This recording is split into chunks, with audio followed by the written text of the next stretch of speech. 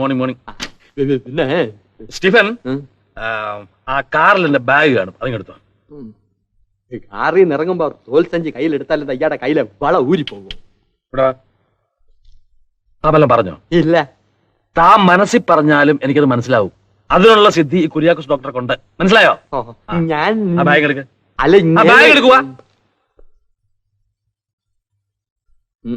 ആ കോട്ടും എടുത്തോ.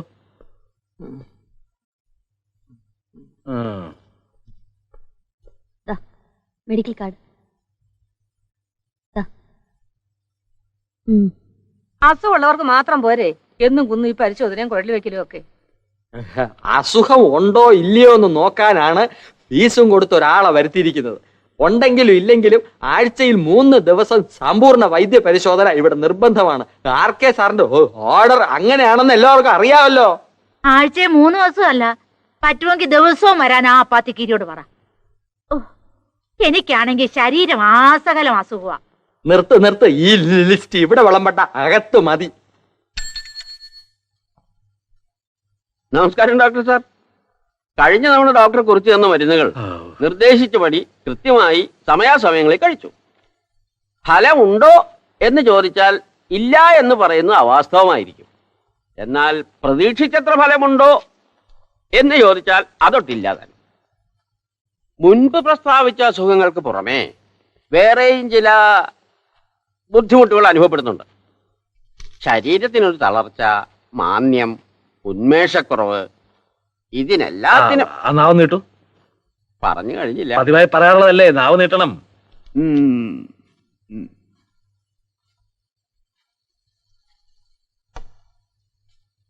പറയാൻ ഉദ്ദേശിക്കുന്ന കാര്യങ്ങൾ പലപ്പോഴും പറയേണ്ട പോലെ പറയാൻ കഴിയുന്നില്ല.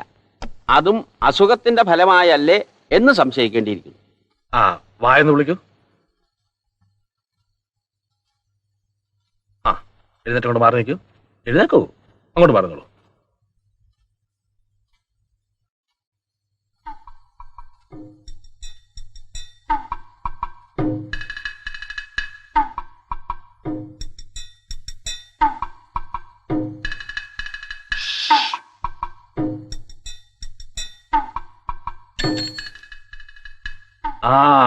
എന്തൊക്കെയാ കുഞ്ഞുകേശ് കൈമളെ പുതിയ വിശേഷങ്ങൾ?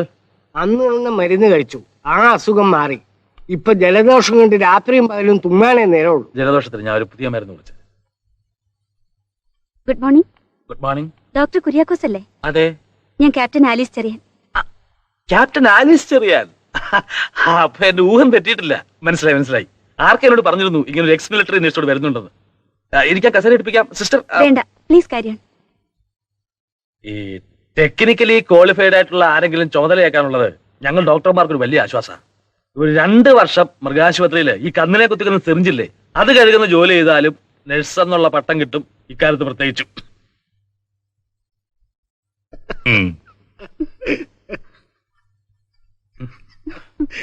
കൈമൾക്കപ്പോ ജലദോഷം അല്ലേ? ഞാൻ ഒരു ഗുളിയെ കുറിച്ച് തരാം. ഒരാഴ്ച ഇവനെ കാഴ്ചയാൽ മതി, മാറിക്കോളും. ജലദോഷത്തിന് ഒരാഴ്ചത്തെ ഗുളിയെ? ഗുളിയ കഴിച്ചില്ലെങ്കിലും ജലദോഷം ഒരാഴ്ച കൊണ്ട് മാറിക്കോളും. പക്ഷെ ജലദോഷത്തിന് പ്രത്യേകിച്ച് മരുന്നില്ലെന്ന് പറഞ്ഞാൽ ഡോക്ടർക്ക് വിവരമില്ലെന്ന് ഇവർ കരുതൂ. വായ തുറക്കാൻ സമ്മതിച്ചാൽ അപ്പ തുടങ്ങും ഇല്ലാത്ത അസുഖങ്ങളെ പറ്റിയുള്ള ഭാഗവത പാരായണം, അതും അച്ചടി ഭാഷയിൽ. ഇത് മാത്രമേ ഇവിടെ രക്ഷയുള്ളൂ. കാണിച്ചുതരാം. ഇതിനൊക്കെ പുറമെ വിശേഷം ഇതാ.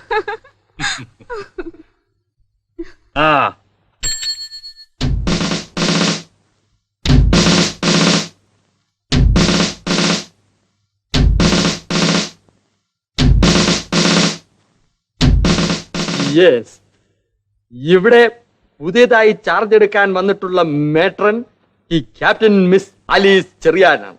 9 കൊല്ലം ഇന്ത്യൻ മിലിറ്ററിയിൽ നഴ്സായി സേവനം അനുഷ്ഠിച്ചിട്ടാണ് ക്യാപ്റ്റൻ വരുന്നത്. ബ്രിഗേഡിയർ RK മേനോൻ സാറിനെ പോലെ ക്യാപ്റ്റൻ മിസ് ആലീസും എല്ലാ കാര്യങ്ങളിലും വളരെ സ്ട്രിക്റ്റ് ആണ്.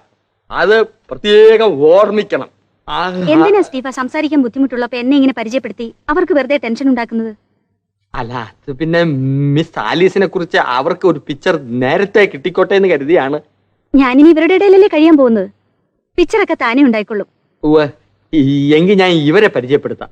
ഇത് ഗോവിന്ദപിള്ള ചേട്ടൻ. കോടതിയിൽ ആമ്യനായിരുന്നു. നെയ്യാറ്റിൻകര സ്വദേശം. വയസ്സ് 75. 70. ആ, ഇത് ഉണ്ണീഷൻ കൈമൾ. വയസ്സ് 62, വക്കീൽ കുമസ്തനായിരുന്നു. എന്താ ഇത്? ഗവർണറുടെ ഗാർഡ് ഓഫ് ഓണറോ ഇങ്ങനെ പരിചയപ്പെടുത്താൻ? ഞങ്ങൾ പരിചയപ്പെട്ടോളാം. സ്റ്റീഫൻ പൊയ്ക്കോളൂ. എന്റെ ഡ്യൂട്ടി.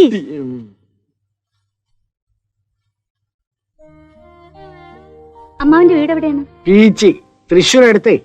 പീച്ചി പിന്നെ എനിക്കറിഞ്ഞൂടെ? സ്കൂളിൽ നിന്ന് ഞങ്ങളവിടെ എക്സ്കർഷൻ പോയിട്ടുണ്ട്. അന്ന് ഡാമിലെ ഗാർഡനിൽ നിന്നും ആരും കാണാതെ 2 പൂ പൊട്ടിച്ചെടുത്തത് ഇപ്പോഴും ഓർമ്മയുണ്ട് എനിക്ക്. എന്താണ് ഇവിടെ ഇങ്ങനെ നിരന്നു നിൽക്കുന്നത്? വരൂ, നമുക്ക് ആ വരാന്തയിലെ നിഴലിൽ ചെന്നിരിക്കാം. വരൂ. അമ്മാമ്മയുടെ പേര് പറഞ്ഞില്ലല്ലോ. വെറോണിക്ക. നല്ല പേര്. എവിടാ നാട്? അഴീക്കോടാണ്. ആ, എന്റെ അമ്മാമ്മയ്ക്കും ഉണ്ടായിരുന്നു കാതിലിങ്ങനെ മേക്കാമോതിരം. അമ്മാമ്മ കിടന്നുറങ്ങുമ്പോ ഞാൻ അതിൽ ചെറിയ വെള്ളയ്ക്ക കെട്ടി ഞാത്തും. പണ്ട് കുട്ടിയായിരിക്കും വെക്കട്ടോ. എന്റെ അമ്മോ, എത്ര അടിയാ പച്ചിറക്കിലുകൊണ്ട് അമ്മയുടെ നിന്നും കിട്ടാന്നറിയോ?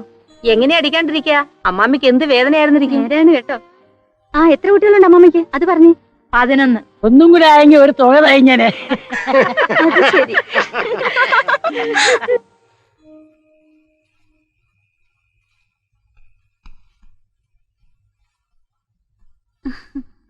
ആ, അതൊന്നും വേണ്ട, ഇരിക്കൂ.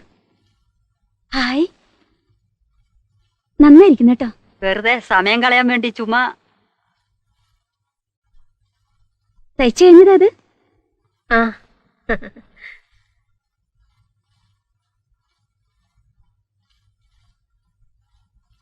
എന്താ തങ്കമണിയത്? ഉറക്ക ഗുളിക അല്ലാണ്ടെന്താ? ഇത് കഴിച്ചിട്ടേ ഇവിടെ ഉറങ്ങാൻ പാടുള്ളൂ.